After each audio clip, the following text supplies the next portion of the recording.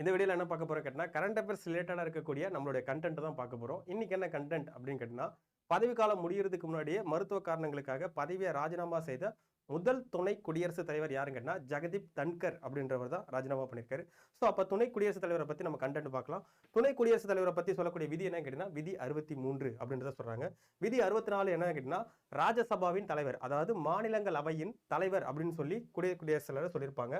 அதுவும் விதி 65 அப்படின்றது என்னன்னா, குடியரசுத் தலைவர் இல்லாதப்ப துணை குடியரசுத் தலைவர் அந்த பதவியை வகிக்கலாம் அப்படின்றத சொல்லக்கூடியது விதி 65. விதி 66 அப்படின்றது என்னன்னா, துணை குடியரசுத் தலைவருக்கான தேர்தலை பத்தி சொல்லக்கூடியது.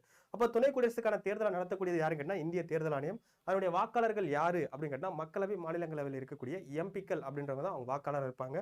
அதே விதி 67 அப்படின்றது என்னன்னா, துணை குடியரசுத் தலைவருடைய பதவி காலத்தை பத்தி சொல்லக்கூடியது. ஸோ அப்புறம் துணை குடியரசுத் தலைவருடைய தகுதிகள் என்னென்ன இருக்கு அப்படின்னு கேட்டா, ஒரு இந்திய குடிமகனா இருக்கணும், 35 வயது நிரம்பி இருக்கணும், வேறு எந்த பதவியிலும் இருக்கக்கூடாது அப்படின்றதா இதனுடைய அவருடைய தகுதிகள் அப்படின்றது சொல்லியிருப்பாங்க.